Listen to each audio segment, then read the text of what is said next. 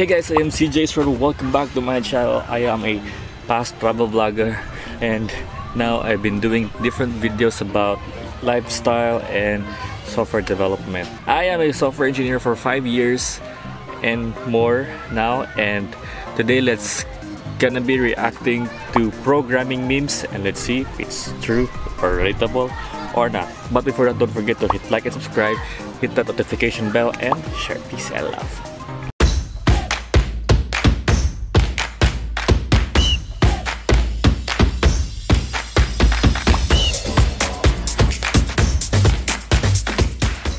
Alright, so I've been following this page for a couple of years now.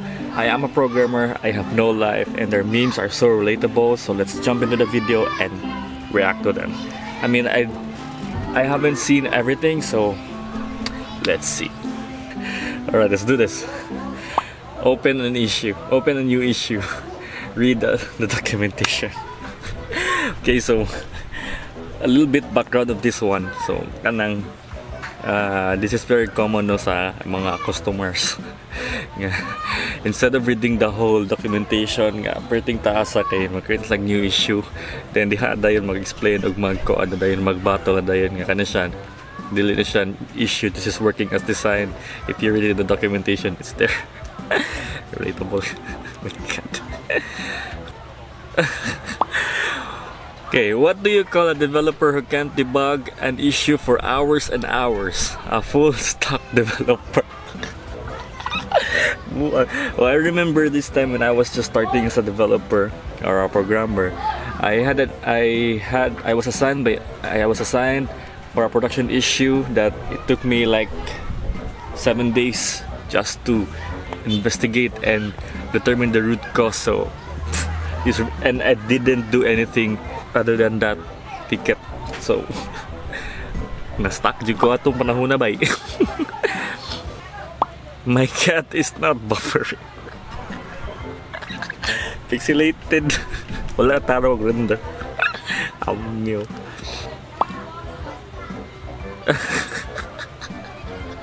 Back-end developers. Dili man na niya back-end developers ay. Sa likod mo nagtanaw sa monitor. Back-end developers are those developers who takes care of the back-end process or the processes nga, like for database, mga architecture stuff nga dili makitaan sa kuan sa mga UI o sa mga makitaan sa screen. If na button sa website na ika-press nimo ang button nga okay, and then it's gonna do some other stuff like mo submit pa ka siya form padulong sa or mo submit siya sa mga application padung sa usa ka server or sa lain nga remote kuan. So sa back end na siya mo take care, dili na siya nga to sa website or sa UI mismo. So ani man eh. Ini siya nani nga literal nga na sa likod sa monitor magtanaw ha. WinRAR. Coronavirus is the divine punishment for a world that never paid for WinRAR. Sorry na good. Usa ko sa kuan ni kanang sa tangan usa ko sa kanang guilty ani WinRAR. Never paid WinRAR. I'm not free ni siya. Anyway, normal showers, float temperature. My shower, boolean temperature. Huh? If floats siya, okay, temperature. Okay, so sorry, wala may shower good sa mo inanda.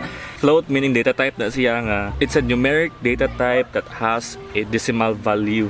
So temperature is like 36.2 Celsius or blah blah blah. Boolean is a data type that could only have 2 values, which is true or false. So siguro sa yan temperature sa my shower is just hot and cold. Kani. People in 1990, AI will probably be very advanced in 30 years. The AI they expected, kanang pina robot ngayon. I think naman siguro ni the AI now. Artificial intelligence nga detecting an object. So i-ring mo niya na-detect sa AI kay dog. Maybe because the AI wala pa siya ka-learn og maayo sa face or sa plots or sa coordinates sa usa ka dog. So mga naaan niya dog ang usa ka cat. But AI will learn through experience or through experience yun namang tinod nga kinabuhi. But yes, AI will learn through kanang mga more scans or more data, more accuracy ang iyahang mabuhat. Pero I think na naman siguro ng AI nag-expect sa una nga kanang murag robot-robot sa Japan siguro. Kani knowledge na experience yan ani. I mean programming always comes with experience. Magkutip na siya ingon nga makatanan imo in one sitting. So bahala ga study pa kadara og 4 years sa college o kanang programming, pero lahi ra gyud imong makatanon sa experience mo nga. The more experience the better. Kani, first rule of programming, if it works, don't touch it. Very relatable kay maski kanang basta kaya ang among gi-work on nga system karon is very old, like it's even mas tigulang pa siya sa kuha. So mo nang naay mga new features nga syempre if new features or new functionality, you will add code to the existing code, and then if so mao ni siya ang amo sahay buhaton or thinking sa mot na kung mag-add code. If it's there, don't touch it kay naa na siya purpose. Of course gi-code ko na siya. Kung amo tong hilabtan tong existing nga code, basig kung unsay intended nga flow niya sa pag-code ato sa unang panahon nga God knows who created that old code nga nang iyatong gibuto ginana. If imo to siya mahilabtan, ay tendency nga maguba to siya, and then it will create more bugs and it will make your life miserable. So mo nang inana, don't touch it if it works. Only computer science students can understand. Do you still love me? Dang. Exclamation point, yes babe. Exclamation point means not operator na siya, so yes man na siya, so iyang ginat, so meaning no na siya. What the when you fix a typo in the documentation and you get listed as a contributor, mura ka list. Maski gamera ka giboto, pero of course naman yung pangalan nga to, di ba? You got the credit. Artista na yun.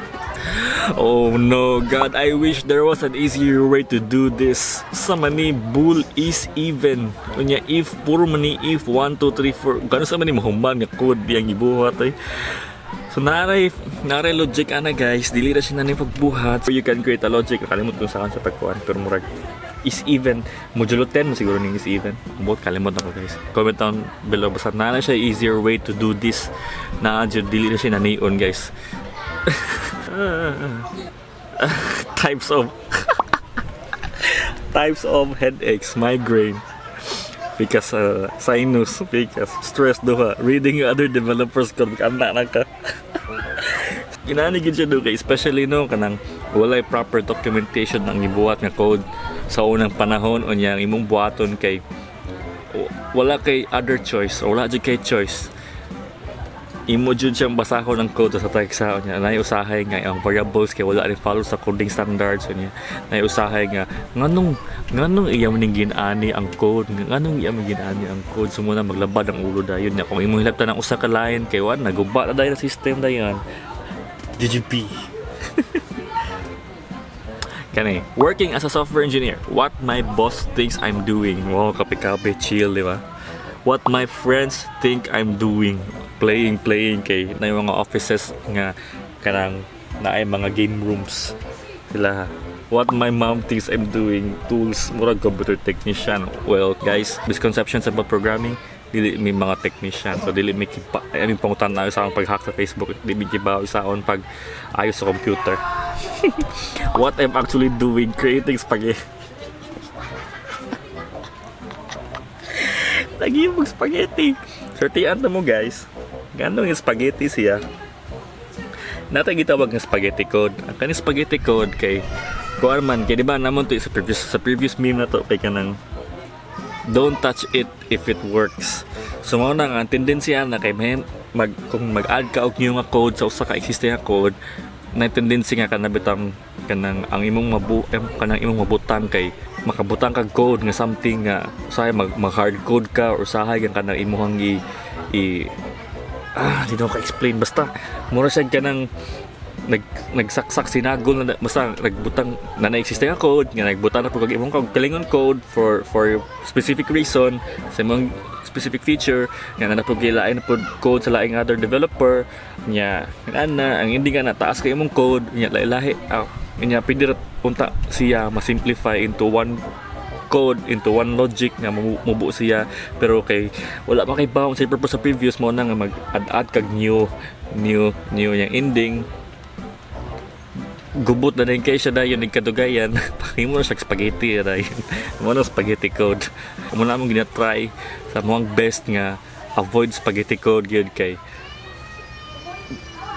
good luck gyud anay ka future spaghetti code pero I mean dili masagol nga perfect nga developer nga way spaghetti code kay sahay magbutak og spaghetti code basta kanang anang mo jud line choice ba kay lagi kay okay baon sa purpose aning sa previous nga code so mo lang hey, last meme guys. People, what is your job? Me, I'm a software engineer. People, oh nice job, you're smart. I wish I could do that too, but I'm not smart enough.